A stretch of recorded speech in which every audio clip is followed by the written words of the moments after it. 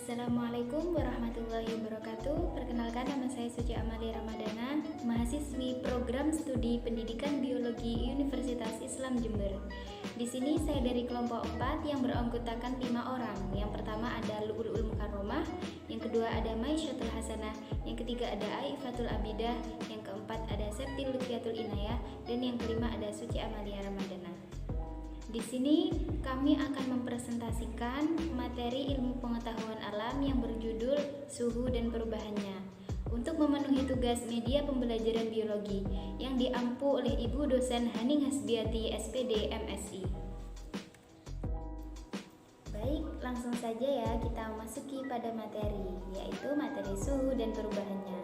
Nah, di sini kelompok kami memiliki 3 poin pembahasan. Yang pertama ada pengertian suhu, yang kedua ada jenis-jenis termometer, dan yang ketiga yaitu yang terakhir ada perubahan akibat suhu. Nah, sebelum kita membahas poin-poinnya, kita harus tahu nih manfaat mempelajari suhu dan perubahannya. Nah, mempelajari suhu dan perubahannya ini sangat bermanfaat ya dalam kehidupan sehari-hari. Misalnya untuk mengetahui pada suhu berapa air mendidih, untuk mengetahui pada suhu berapa air membeku, dan untuk mengetahui pada suhu berapa dikatakan orang mengalami sakit demam dan yang lain sebagainya. Baik, memasuki poin yang pertama yaitu pengertian suhu. Suhu adalah tingkat derajat panas suatu benda. Benda yang panas mempunyai derajat panas lebih tinggi daripada benda yang dingin. Indra perasa memang dapat merasakan tingkat panas benda, akan tetapi indra perasa bukan pengukur tingkat panas yang andal. Benda yang tingkat panasnya sama dirasakan berbeda oleh tangan kanan dan tangan kiri kita. Jadi suhu benda yang diukur dengan indra perasa menghasilkan ukuran suhu kualitatif yang tidak dapat dipakai sebagai acuan. Suhu harus diukur secara kuantitatif dengan alat ukur suhu yang disebut dengan termometer. Baik, memasuki poin kedua yaitu jenis-jenis termometer. Nah, di sini jenis-jenis termometer terbagi menjadi 3, yaitu yang pertama ada termometer zat cair, yang kedua ada termometer bimetal, yang ketiga ada termometer kristal cair.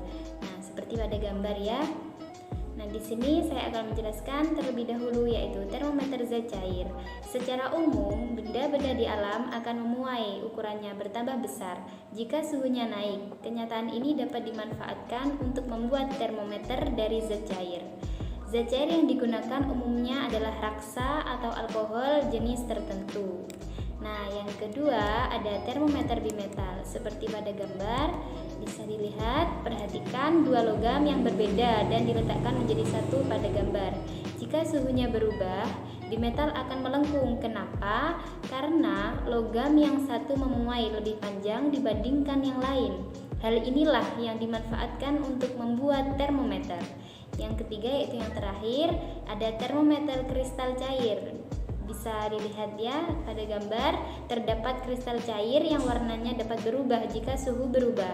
Kristal ini dikemas dalam plastik tipis untuk mengukur suhu tubuh, suhu akuarium, dan yang lain sebagainya. Baik, memasuki poin ketiga yaitu perubahan akibat suhu. Nah, di sini perubahan akibat suhu dibedakan menjadi 3, yaitu pemuaian pada zat padat, yang kedua ada pemuaian pada zat cair, yang ketiga ada pemuaian pada zat gas. Nah, yang pertama ada pemuaian pada zat padat. Pemuaian zat padat adalah peristiwa di mana bertambah besarnya ukuran suatu benda padat karena kenaikan suhu yang terjadi pada benda padat tersebut. Kenaikan suhu yang terjadi menyebabkan benda tersebut mendapat tambahan energi berupa kalor yang menyebabkan molekul-molekul pada benda tersebut bergerak lebih cepat.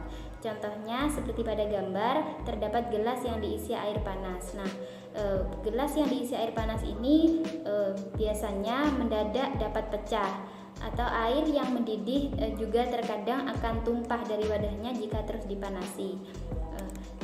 Karena apa ya? Saat suatu zat padat menerima energi panas, partikel di dalamnya akan bergerak lebih cepat. Karena pergerakan ini, partikel membutuhkan ruang antar partikel yang lebih besar. Nah, yang kedua ada pemuaian pada zat cair. Pada zat cair, pemuaian yang terjadi hanya berupa pemuaian volume saja. Dikarenakan sifat zat cair adalah selalu mengikuti bentuk ruang yang ditempatinya. Semakin tinggi suhu yang diberikan pada zat cair tersebut, maka akan semakin besar pula muai volumenya. Pemuaian zat cair untuk masing-masing jenis zat cair itu berbeda-beda ya. Akibatnya walaupun mula-mula volume zat cair sama, tetapi setelah dipanaskan volumenya menjadi berbeda-beda. Contohnya pada gambar tersebut bisa dilihat penampakan danau yang hanya membeku di permukaan, sedangkan bagian bawahnya tetap berupa air. Nah, peristiwa tersebut disebut sebagai anomali air. Nah, fenomena anomali air tersebut menjelaskan mengapa pada musim dingin hanya air di permukaan danau yang menjadi es, sedangkan di bagian bawah ikan-ikan masih bebas berenang. Hampir semua zat akan memuai jika dipanaskan dan menyusut jika didinginkan. Namun air memiliki sedikit pengecualian. Jika suhu diturunkan, memang volume air akan makin mengecil seperti volume zat cair lainnya. Namun, suatu ketika volume air justru kian membesar meskipun suhunya tetap diturunkan. Jadi, kesimpulannya terdapat sebuah fenomena tersebut dikarenakan pada suhu tersebut air dipanaskan, volumenya akan bertambah besar. Begitu pula jika pada suhu tersebut air didinginkan, volumenya juga akan membesar. Nah, yang ketiga ada pemuaian pada zat gas. Pada zat gas seperti halnya zat cair, pemuaian yang terjadi berupa pemuaian volume. Untuk jumlah partikel yang tetap, keadaan suatu gas dicirikan oleh 3 variabel, yaitu tekanan, volume, dan suhu mutlak. Pemuaian zat gas dibedakan menjadi 3 macam, yaitu yang pertama ada pemuaian gas pada suhu tetap, yang kedua ada pemuaian gas pada tekanan tetap, yang ketiga ada pemuaian gas pada volume tetap. Nah, pada gambar bisa dilihat ya, pemuaian gas dapat ditunjukkan pada bocornya ban kendaraan. Nah, pada bocornya ban kendaraan bermotor akibat adanya gesekan. Contoh pemuaian zat gas pada itu ditunjukkan pada peristiwa mobil atau motor yang sedang melaju di jalan. Tiba-tiba ban kendaraan tersebut mengalami kebocoran. Nah, ban tersebut bocor karena terjadi pemuaian gas atau udara di dalam ban. Pemuaian suhu udara di ban mobil ini terjadi akibat adanya gesekan roda dengan aspal. Baik, mungkin itu saja yang dapat kami sampaikan. Apabila ada kesalahan kata yang kurang, kami mohon maaf. Sekian, terima kasih. Wassalamualaikum warahmatullahi wabarakatuh.